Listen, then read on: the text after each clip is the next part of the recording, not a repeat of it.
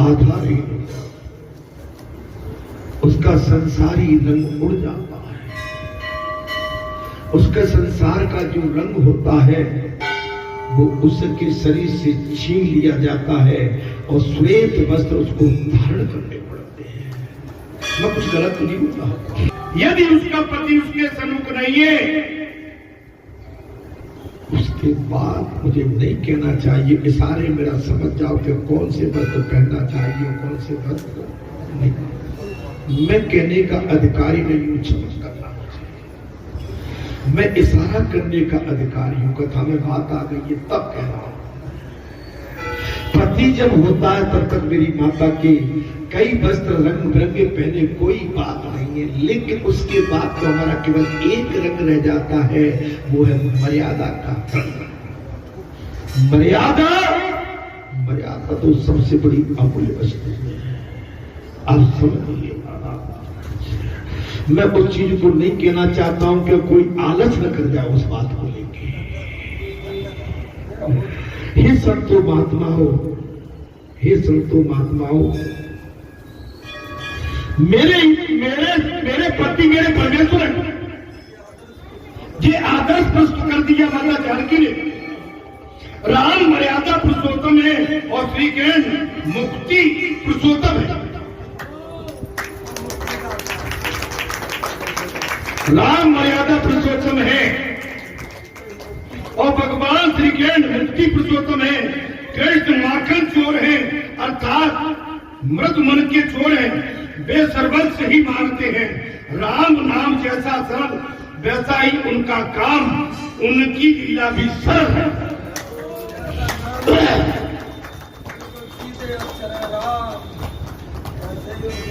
और कृष्ण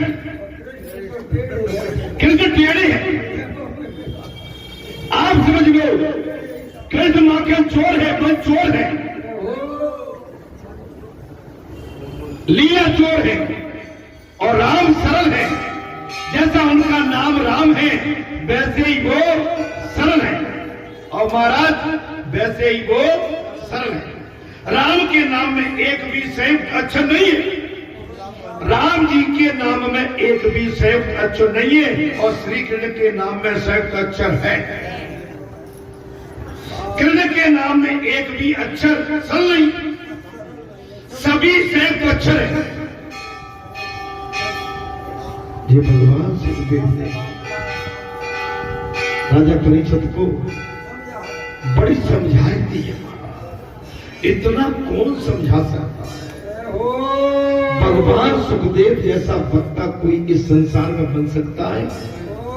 अरे कहां लगे मेरे भाई, वक्ता तो हजार है, लेकिन उनकी मर्यादा का पालन कौन कर सकता है? उस पर चल कौन सकता है? संयम कौन रख सकता है? विवेक, मर्यादा, इसका पालन आज के इस घोर कलयुग में कौन कर सकता है? रामचंद्र जी दिन के 12 बजे आए थे तो भगवान श्री कृष्ण रात्रि के 12 बजे।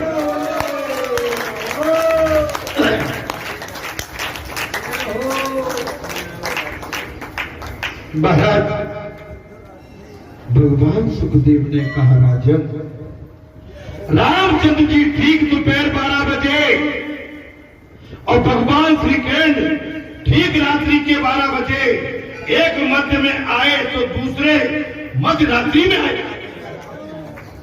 एक मध्य के दिन में आए, एक मध्य रात्रि में आए।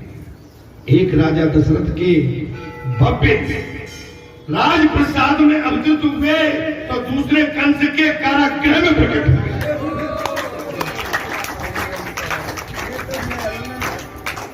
राम जी कहाँ है? महल में। भगवान श्री कृष्ण कहाँ आए? कंस के कारागृह। राम जी को पहचानना समझना आसान है, किंतु कृष्ण को पहचानना बड़ा कठिन है। क्या कथा है? रामचंद्र जी को पहचानना सरल है, लेकिन भगवान श्री कृष्ण को पहचानना बहुत कठिन है। बहुत कठिन है।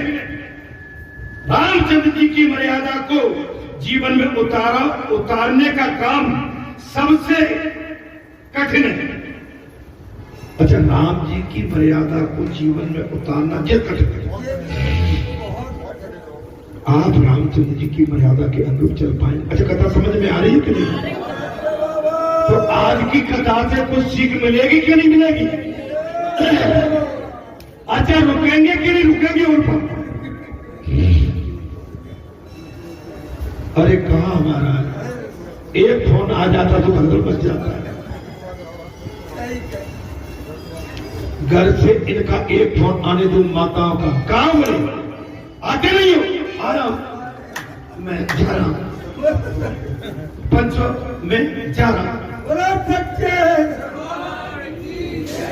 लगे खटका और नहीं गए तो भैया से भूले भैया क्लास होती है घर में।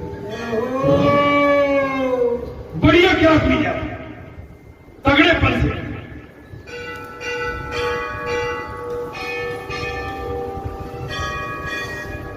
महाराज, किंतु कृष्ण को समझना बहुत कठिन है। भगवान सुखदेव कहते हैं, राजन, राम जी की मर्यादा को जीवन में उतारना उतना ही कठिन है। सूक्ष्म वासना की नाश है वो हेतु 90 स्कंद में संतों के चरित्र कहे गए।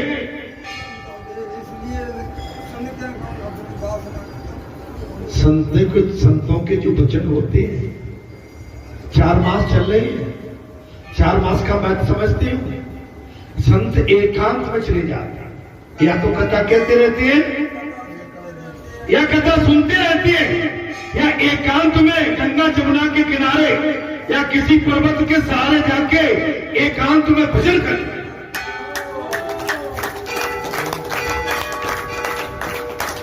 आप किसी संत से कम नहीं हो। सावन के महीना में बालाजी धाम, हनुमान जी का प्रांगण और टेली कथा और अखंड कथा, या 4 मास वाली नहीं, आजीवन मास वाली, आजीवन, जब तक आपका जीवन है।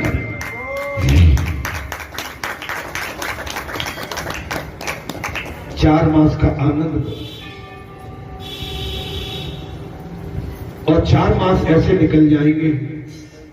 पूर्णतः ब्रह्मचर्य का पालन कीजिए। 4 मास तो ब्रह्मचर्य का पालन थोड़ी सी बात है, अगर और लंबा समय मिल जाए तो और बड़ी बात है। जितनी साधना करोगे उतनी आपके अंदर महाराज शक्ति, एनर्जी, ऊर्जा, दिव्यता, विविधता और आपका जीवन प्रकाशमय होगा। अगर साधना को तोड़ा तो आप कमजोर हो जाओगे और दिशाहीन हो जाओगे, भटक जाओगे। चोरी एक बार की या 50 बार की चोरी कहलाए। आप समझिए, ऐसे ही है कि भाई 4 मास में कोई गलती हो गई नहीं, डटे रहो।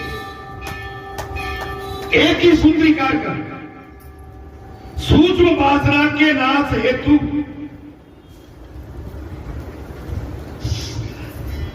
संतों का सत्संग करना चाहिए। सूर्य वंश के प्रकरण में राम जी का चरित्र आता है। सूर्य वंश में राम जी के चरित्र का वर्णन आता। रामचंद्र जी मर्यादा है तो श्री कृष्ण प्रेम है। रामचंद्र जी मर्यादा है तो भगवान श्री कृष्ण प्रेम है। मर्यादा और प्रेम को जीवन में उतारोगे तो सुखी हो जाओगे। मर्यादा एवं प्रेम को जीवन में उतारोगे। आप ईर्षा तो नहीं करोगे, हाँ, मुंह तो नहीं फुलाओगे, नेक में चिढ़ तो नहीं जाओगे, नेक में उड़ तो नहीं जाओगे? चलो मैं परीक्षा लेता हूं तुम्हारी किसी दिन। चिढ़ने में देर नहीं है, बचाओ, सीखो। मित्र से मित्रता कीजिए तो मित्र कभी कड़वे वचन भी बोलता है तो कभी प्रेम की भाषा भी बोलता है। और प्रेम की भाषा बड़ी प्यारी लगती है, और कटु वचन में मित्र भी बैरी हो जाता है। जैसे माता पिता बेटा की बात सुनते रहे, पुत्र की बात सुनते रहे, पुत्री की बड़े प्यारे लगेंगे माता पिता। और कहीं का बेटा ऐसा नहीं, बिल्कुल 1 कुंटल का मुंह फुला के बैठ जाता। ये नहीं, माता पिता कुछ कह रहे हैं तो आपके हित के लिए कह रहे हैं। संत कोई कहता है तो जन कल्याण के लिए। मित्र आपको कोई सही बात बताता है अपने मित्र के कल्याण के लिए, और गुरु कोई आपको शिक्षा देता है तो सब कल्याण के लिए। मेरे तो हाथ पैर पटकते ही रहते महाराज।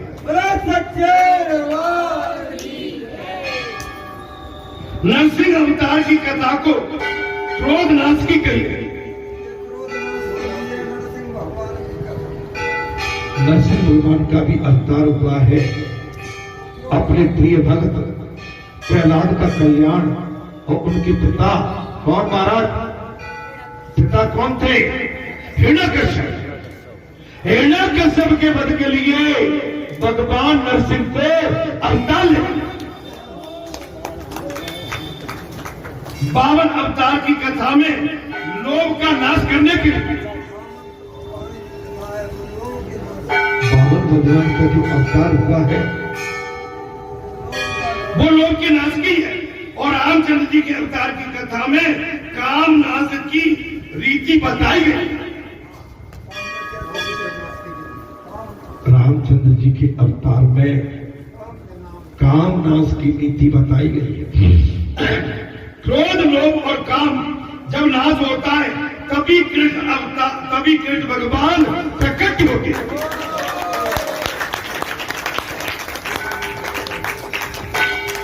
काम, क्रोध और लोभ जब ये नष्ट होता है तब भगवान श्री कृष्ण का अवतार होता है।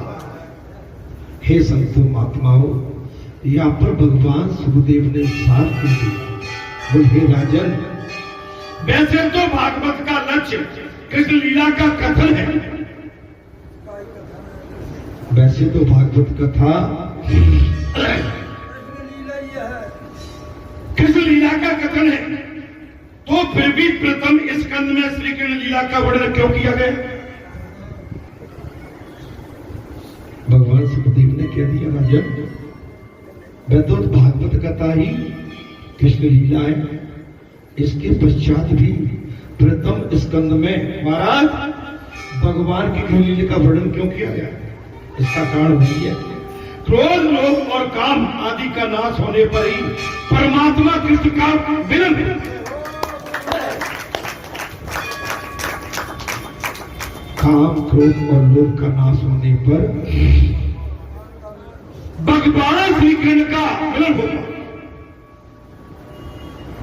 अष्टम स्कंद में समाप्ति अंश में सत्यव्रत मनु महाराज और मत अवतार की कथा कही गई है। महाराज सत्यव्रत राजा परीक्षित ने कहा, मुझे इस सत्यव्रत मनु के वंश की कथा बताइए। बोले सत्यव्रत राजा की कथा क्या है महाराज? देखिए, परीक्षित जो है कथा सुनते सुनते थकते नहीं है, और भगवान सुखदेव कथा कहते कहते थकते नहीं, रुकते नहीं। दोनों का लक्ष्य कल्याण के लिए। जब तक परीक्षित याचक परीक्षित की तरह आप हम याचक नहीं बनेंगे। हम बालाजी धाम ग्राम परेठा में आए, हम याचक बन के आए। जहां कोई कैसा हम अमुक बन के आए हैं, मेंबर बन के, सरपंच बन के, विधायक बन के, बड़े कोई महापद लेके नहीं, उसके लिए भगवान के आंगन में जगह नहीं है। याचक मांगने आए, कुछ चाहते हैं। अहम भिक्षामि,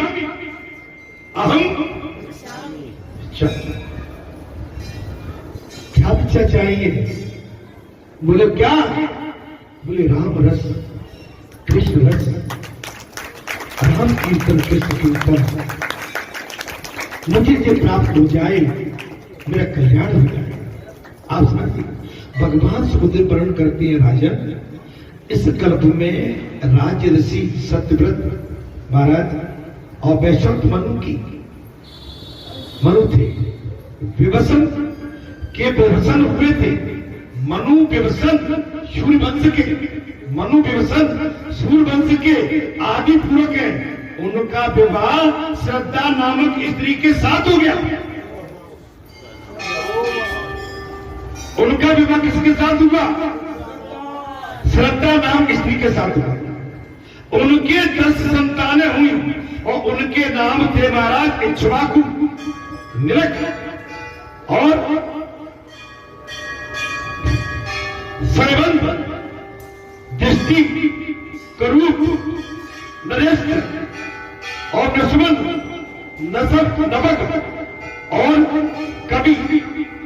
दृष्टि के वंश में मरुतु नामक चक्रवर्ती राजा हुआ। दृष्टि के वंश में कौन हुए महाराज? मरुतु नामक चक्रवर्ती राजा हुए थे। मरुतु के गुरु थे बृहस्पति। मरुतु राजा के गुरु कौन थे? बृहस्पति। वे इंद्र के भी गुरु थे। बृहस्पति राजा किसके गुरु थे? इंद्र। मरुतु राजा को यज्ञ करना था। मरुतु राजा को क्या करना था? यज्ञ करना। बृहस्पति ने आने से इनकार किया। हरंक हमारे अरे कार्य में पहले कुलगुरु का पूजन किया जाता। अच्छे कार्य में क्या किया जाता है?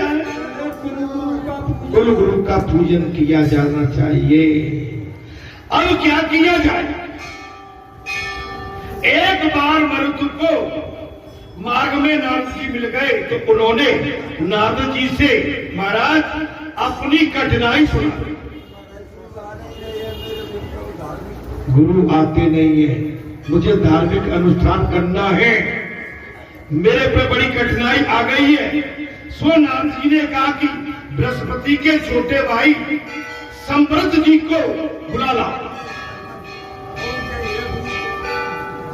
नारद जी ने युक्ति दे दी। नारद जी तो बहाने बोले उनके छोटे भाई किनको? कौन है छोटे भाई महाराज? संप्रत जी। वे भी गुरु समान ही है, यज्ञ को करना ही चाहिए। राजा सम्रत तो योगी है। सम्रत तो बोले योगी है और उनका कोई पता भी नहीं कहां मिलेंगे।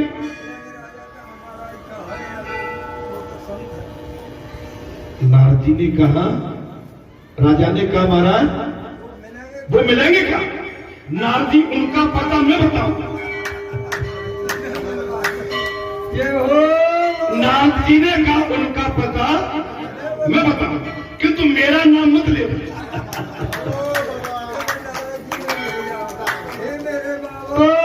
सम्मत ऋषि कहां मिलेंगे? बोले ये मैं बताऊंगा, लेकिन मेरा नाम मत लेना। कई बार ज्ञानी पुरुष भी संसार से डरते हैं। जैसे अभी हम कह रहे भैया कि बुरे से तो कह देते हैं, लेकिन जहां और कई बात चली जाए तो महाराज तुम्हें पता नहीं है बुरे भैया। हाँ, जहां कई कह के तो थक गए, आना जाना भी बंद कर दिया।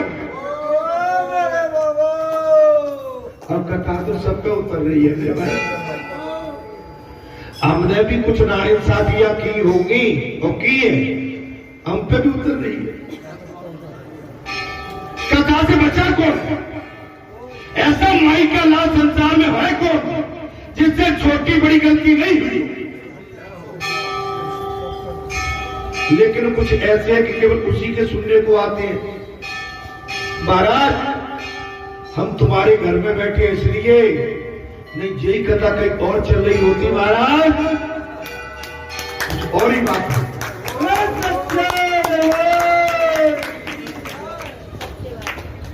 हमको भी क्या रहना है, तो हमको सब पूरी मर्यादा का पालन करना पड़ता है। रूठे रूठे भैया इधर मनाए कैसे? और रूठना से डर लगे तो रूठ रही है, तो ताय रूठने की आदत हो, मैं रूठ। और आजकल रूठने का फैशन है भैया, क्या है महाराज? हाँ, कलयुग में रूठने का फैशन है।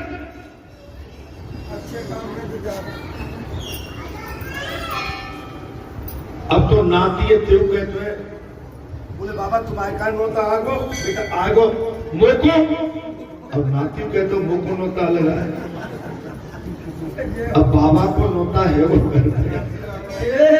तो नाती कहता है कि मुझको भी नोता चाहिए।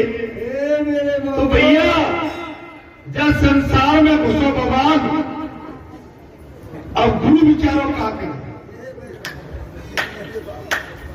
जब संसार में घुसो भगवान और गुरु विचारो,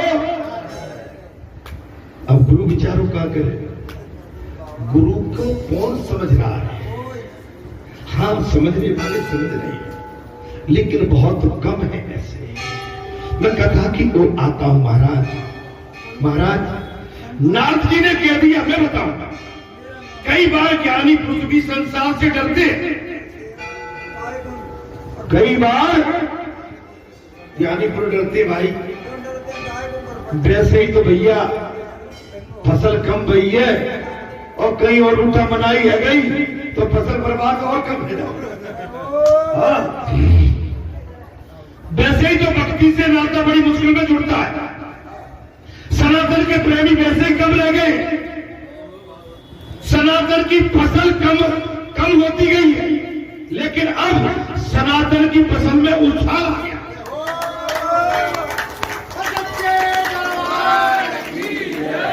अब सनातन की फसल में तेजी आ गई है। अब सनातन की फसल का मूल्य हो गया। अब सनातन की फसल की मांग बढ़ गई।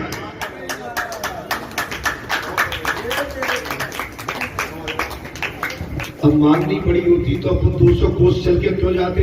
रोकता थे।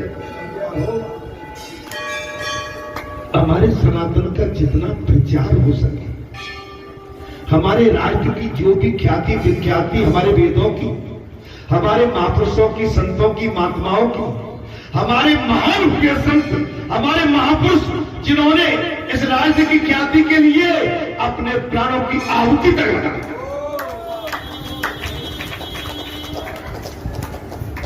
तो भाई इसकी डिमांड तो बढ़ गई। डिमांड संसार के स्त्री पुरुषों का संग होने से ब्रह्माकार वृत्ति भी भंग हो जाती है।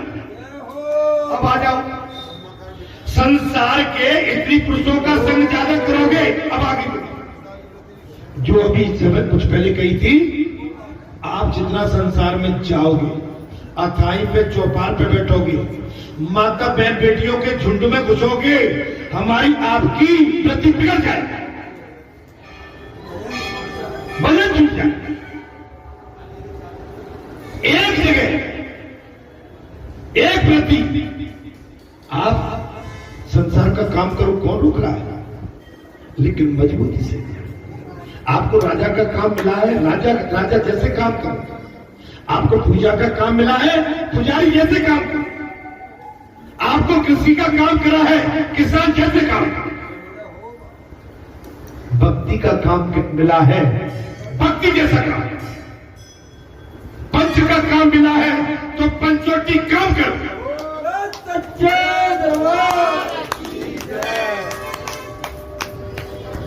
भाई मैंने कही पंच तो जरूरी है, लेकिन धूस पंच लो। पंच आवश्यक है। पंचों के बगैर तो अथाई क्या, भगवान का आंगन भी सूना लगता है, सूना लगता है। का नियम था कि वे 24 घंटे में एक बार वे काशी आते थे। कथा में आनंद आ रहा है।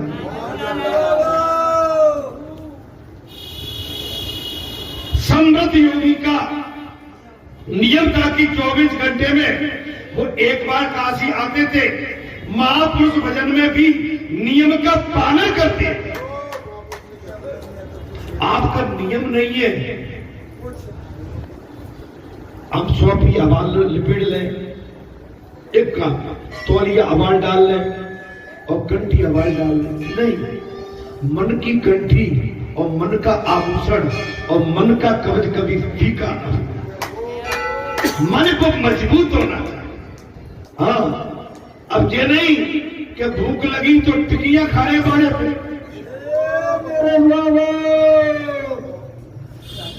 तुम तो कुछ खा लो, मैं कोई प्रशंसा नहीं कर रहा हूं। कह रहे तुम गए अभी मामा कुछ खा लो, हमने खाया। आपके साथी तो गए थे बैठ के, वैसे लौट आए। प्रसन्न खाने से नहीं होता है, प्रसन्न आपके पक्के इरादे और पक्की व्रत से होता है। खाना पीना तो ये हमारा मानवीय स्वभाव है, लेकिन उससे भी बड़ा आपका संकल्प है, नियम है। नियम जानते हो, आए गए, यहां भी 1.5 घंटे बैठे, 7 बजे के आसपास निकले यहां से। ऐसा नहीं नहाया जाके, और जितनी हमने रोटी छोड़ दी, हमने बढ़िया खींच के रोटी खाई, भोजन किया। क्या हो गया? अरे भाई, आप व्रत करिए तो पक्का करिए, मन पक्का करिए। भाई अमुक रास्ते में जाना है, हमें आर्मी में नौकरी मिल गई, बात तो गोली भी चलेगी चलेगी। आर्मी में जाए कि नहीं जाएगा? आर्मी का स्वभाव है कि बॉर्डर की रक्षा, बटालियन, देश में संकट, भूचाल, सीमा की बॉर्डर पे रखवाली, वहां तो तोप तमंचे गोली बंदूक इसी में खेल होता था, और इसी में चल रहे। भर्ती इसके लिए होगी, तो वो मौत से डरे तो फिर सेवा में कैसे कर पाए? महाराज, महापुरुष भजन में नियम का पालन करते हैं। संप्रद काशी विश्वनाथ के दर्शन करने आते थे, किंतु मार्ग में यदि सबका दर्शन हो जाता था तो उसे ही शिव का रूप मानकर और बंधन करके वापस। अगर कोई मनुष्य की अंतिम यात्रा, मुर्दे की अंतिम यात्रा मिल जाए, भगवान का स्वरूप उसको समझ के वापस लो। महाभारत के शासन पर्व में विस्तार से ये कथा कही गई है। भगवान सुखदेव कहते हैं, राजन, मर्दू राजा सब लेकर रात को मार्ग में बैठ गए। मर्दू राजा सब लेकर रात में मार्ग में बैठ गए। एक पागल सा व्यक्ति आया, उसने सबको देखा तो बंधन करके वापस लौटने लगा। मर्दू राजा को विश्वास हो गया कि ये ही समृद्ध योगी है।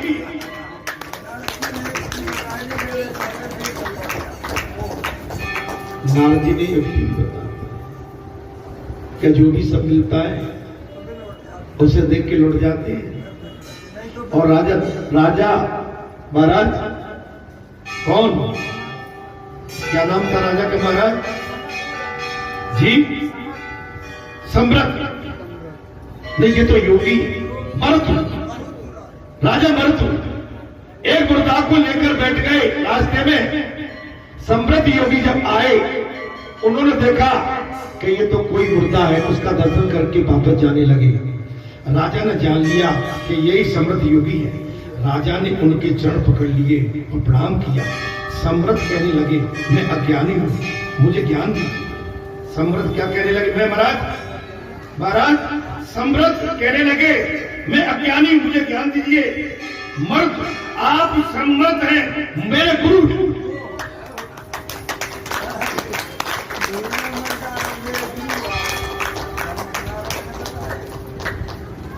सम्राट मुनि कहने लगे वो अज्ञानी हूं, और राजा कहने लगे नहीं, आप मेरे गुरु हैं। आप तो गुरु बृहस्पति के लघु भ्राता हैं, आप गुरु बृहस्पति के छोटे अनुज हैं। बृहस्पति देवों के गुरु बन गए और उन्होंने मेरे घर आना बंद कर दिया। मैं यज्ञ कराना चाहता हूं, कोई मुझसे यज्ञ नहीं करवा, मैं किससे करवाऊं? सम्राट ने कहा मैं यज्ञ तो कराऊंगा, किंतु तेरा ऐश्वर्य देखकर बृहस्पति तुम्हें कहेंगे कि वे तुम्हारा यज्ञ करने को तैयार है और तुम्हारे गुरु बनना चाहते हैं। यदि वैसा समय आ गया और तुमने मेरा त्याग किया तो तुम्हें भस्म भी कर दूंगा।